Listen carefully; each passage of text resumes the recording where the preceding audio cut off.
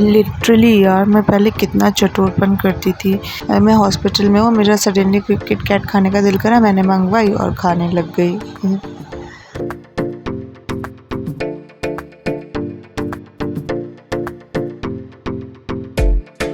घर पे आई तो मुझे पता चला ना कि कबीर जो ना वो बाहर जा रहे हैं मार्केट, तो मैंने मोमोज़ मंगवा लिए और ये यहाँ पे मोमोज़ खाने लग गई थी कि कबीर पी रहे हैं चाय और मैं एंजॉय कर रही हूँ मोमोज़।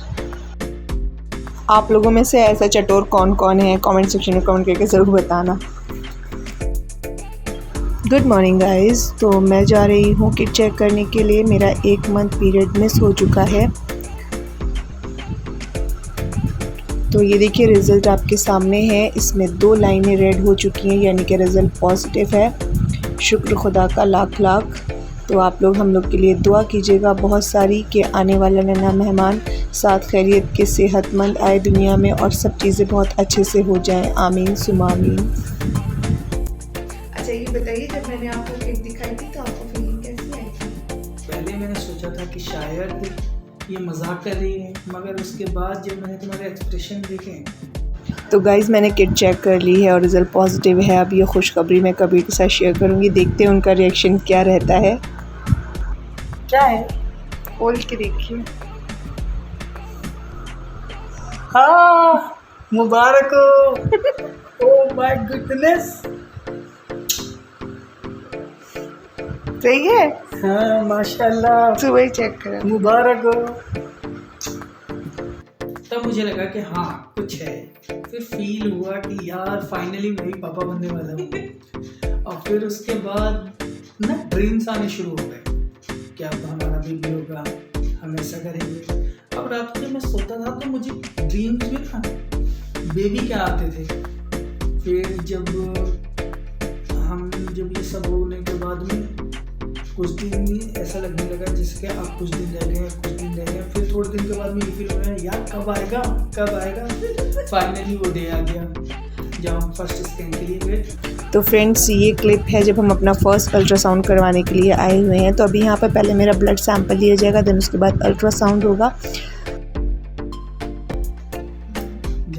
तो आज जो है ना हम आप लोगों के साथ में जो मैं और कबीर गए थे अपने फर्स्ट स्कैन के लिए, उसके बारे में आपसे डिस्कस करेंगे। हमारा डिस्कशन करने का मकसद आप लोगों से सिर्फ इतना है कि इससे आप लोग को अवेयरनेस होगी, जो मॉम टू बी हैं या फिर फ्यूचर में मॉम बनेंगी, उन सब के लिए ये आप लोग के लिए अवेयरनेस से रिलेटेड ये एक वीडियो रहेगा आप लोग के लिए, जिससे आप लोग को इससे कुछ ना कुछ मिलेगा। और अगर आप लोग को कुछ इससे हासिल होता है तो कमेंट सेक्शन में कमेंट करके ज़रूर बताइए। हाँ, तो अपने फर्स्ट स्कैन के बारे में डिस्कस करते हैं। फर्स्ट स्कैन का क्या हुआ कि हम जब डॉक्टर के यहाँ पहुँचे तो नेहा को लोग ले गए थे स्कैन के लिए। हम बाहर ही रह गए थे, हमें इतना एक्सपीरियंस तो था नहीं कि फर्स्ट में कैसा होगा क्या होगा। तो थोड़ी देर के बाद में ना एक स्टाफ आता है और वो कहता है आपको अंदर बुलाया है।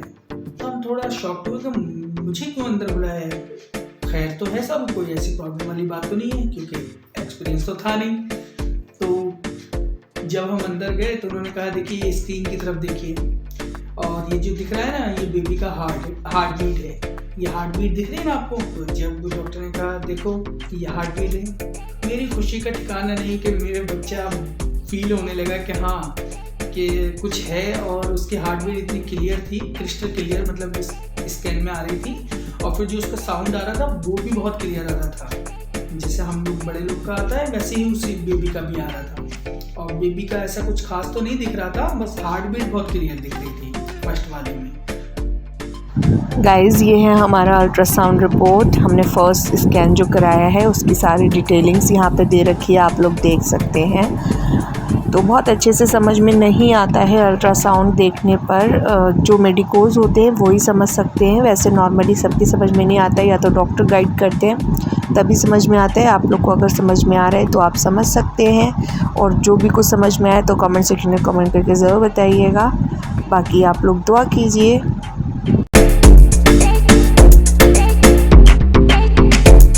डॉक्टर ने कुछ सजेशन किए कि आपको ये करना है ये नहीं करना है, मगर एक बात मैं ये आप लोगों को बताना चाहूँगा कि ये ना एक रिस्पॉन्सिबिलिटी भी होती है मम्मा के लिए। बेबी तो है अभी वो मम्मा के अंदर है, बट मम्मा के लिए ना बहुत सारी जो फादर होते हैं उनको केयर करनी पड़ती है।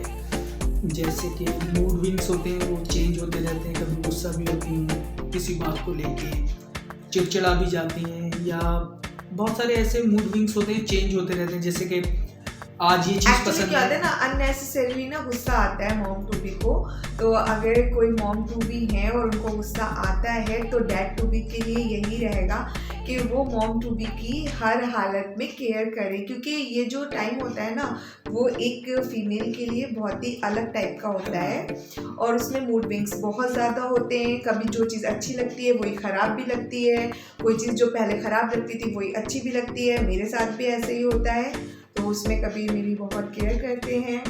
मैं आपको एक चीज़ बताना चाहूँगा, खाना जो चीज़ पसंद होती है ना वो भी चीज़ नापसंद होने लगती है। वैसे तो मैंने बहुत सारी जगह पर सुन रखा था कि जब प्रेग्नेंट होती है तो उसको बहुत सारी चीज़ें खाने का दिल करता है, डिफरेंट चीज़, मतलब जैसे कि कुछ मसालेदार या स्पाइसी या फास्ट फूड वगैरह, जैसे पानी पूरी, मोमोज, बर्गर, चाउमीन, etc जो भी कुछ ये खाने का दिल करता है। मगर ये ज़रूरी नहीं कि हर लेडीज़ को ये ज़रूर मतलब दिल करे खाने का। इनको तो कुछ भी नहीं, मतलब पहले बहुत कुछ खाया करती थी, मगर जब से इनको मतलब इन्होंने कंसीव किया और ये सब क्लियर हुआ, उस टाइम के बाद से ना इनकी जितनी भी खाने पीने की जो आदतें थी सारी छूट गई। इवन कि मेरा खर्च इतना बचा कि मुझे मार्केट से कुछ भी नहीं लाना पड़ा। पहले क्या होता था, ये फ़ोन करके स्पेशली कहती थी ये चीज़ आनी है, मेरा दिल कर रहा है, ये लेते आइएगा, जब आप आ रहे हैं ऑफिस से लौट के तो ये लेते आना, वो लेते आना। मगर अभी क्या होता है, जब से इन्होंने कंसीव किया तब से कुछ भी नहीं। मेरा चिली चिकन खाने का दिल करा था और वो इतना ज़्यादा करा था कि मैं इनसे मंगवा के ही बाज आई। नहीं, वो चिली चिकन मंगवाया आज मेरा चिली चिकन खाने का बहुत दिल कर रहा है, तो ये मैंने मंगवाया है। चिली चिकन हॉस्पिटल में थी, जब भी कबीर से कह दिया था वो ले आए हैं। वैसे तो मैं घर का ही बना खाना खा रही हूँ, लेकिन आज मेरा चिली चिकन खाने का दिल किया काफ़ी टाइम के बाद, तो ये मैंने मंगवाया है। वैसे मैं बाहर का खाना मेरा खाने का अब दिल बिल्कुल भी नहीं करता, मैं बाहर की चीज़ें नहीं खाती हूँ, घर की ही खा रही हूँ फिलहाल। ये तो मतलब ऐसा होता है ना, किसी को बहुत सारा करता है, इनको तो एक चीज़ का किया वो आ गई, वो कोई उतना बड़ी बात नहीं है। मगर ये बता रहे हैं हम कि अब इसमें केयर भी बहुत करनी पड़ती है। जैसे ज़्यादा स्पाइसी अच्छा नहीं होता, उससे गैस वगैरह बनती है और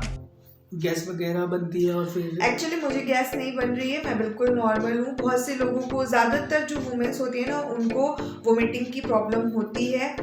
मुझे वोमिटिंग की प्रॉब्लम हुई लेकिन इतनी नहीं हो रही है।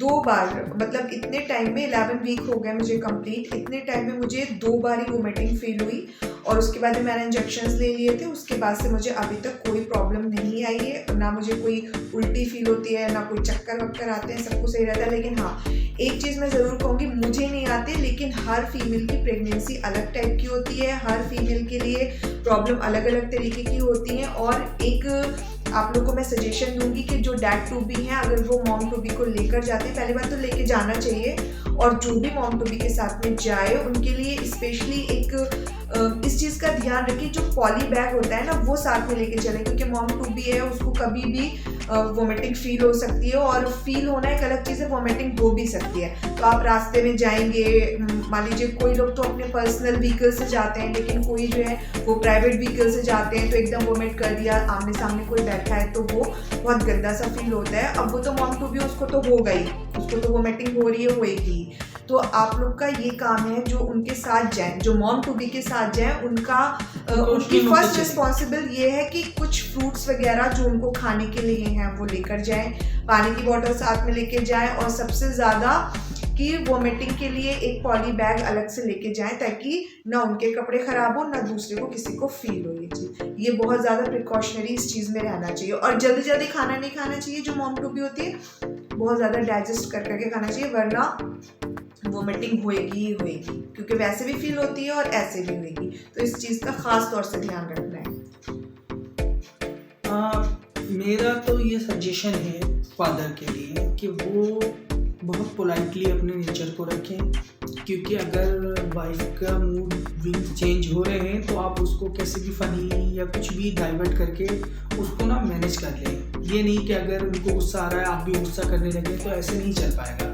और दूसरी बात, रिस्पॉन्सिबिलिटी भी देखिए, अगर वो माँ बन रही है तो फादर तो आप भी बन रहे हैं, तो आपकी भी रिस्पॉन्सिबिलिटी बनती है बहुत सारी, जैसे कि स्वेलिंग आ जाती है तो मालिश बहुत ज़रूरी होती है। जैसे स्टार्टिंग में इनको थोड़ी कोल्ड की प्रॉब्लम भी हो गई थी और इनको इन्फेक्शन भी हो गया था, कई बार हो जाता है इनको इन्फेक्शन गले में। तो हम जो डॉक्टर की मेडिसिन चल रही थी वो तो चल रही थी, मगर हम घर पे भी थोड़ा सा इलाज मेडिसिन मेरी कोई खास नहीं चल रही थी, जो फॉलिक एसिड वगैरह चलता है बस वही मैंने स्टार्ट करा था, वही चल रहा है अभी भी। अब क्योंकि मेरा फर्स्ट ट्राइमेस्टर ऑलमोस्ट कंप्लीट हो जाएगा, 1 वीक और रह गया है, उसके बाद में मेरी आयरन कैल्शियम स्टार्ट हो जाएंगी। अभी फ़िलहाल मेरा फॉलिक एसिड चल रहा है और प्रोटीन का पाउडर चल रहा है जो बेबी की ग्रोथ के लिए होता है। इसमें कोई भी आनाकानी नहीं करना है। अगर मॉम टू बी नहीं लेती हैं तो डैड टू बी का फर्ज बनता है कि वो मॉम टू बी को दें, लेकिन मैं आपको मतलब बता दूं, प्यार से ना दें तो डांट के दें, और अगर वो खुद से नहीं ले रही हो तो आप मतलब फादर खुद जाके उनको बना करके दें। ये ड्यूटी बन जाती है, रोज डेली की ड्यूटी बन जाती है। लेकिन मैं आप लोगों को क्लियर कर दूं, मैंने ऐसा कुछ भी नहीं करा है। बस मैंने अभी तक जब से इन्होंने मुझे ला के दिया है प्रोटीन पाउडर, तब से मैंने शायद 2 बार ही पिया है बस, क्योंकि मुझे वोमिटिंग फील होती है। मैं क्लियर कर दूं, मुझे मिल्क बिल्कुल पसंद नहीं है, मैं नहीं पी पाती हूँ, और उसी की वजह है कि मैं प्रोटीन पाउडर नहीं पी पा रही हूँ। इन्होंने मुझे बहुत बार देने की कोशिश करी, मैंने सिर्फ 1 बार पिया और दूसरी बार थोड़ा सा पिया, फिर नहीं पिया।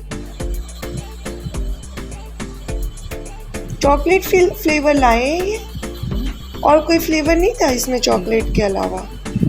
ये तो बहुत ही वाहियात लगेगा। चॉकलेट तो तुझे इतनी पसंद है ना, लेकिन फ्लेवर थोड़ी ना इसका दूध में डाल के थोड़ी अच्छी लगी। छुरी दे।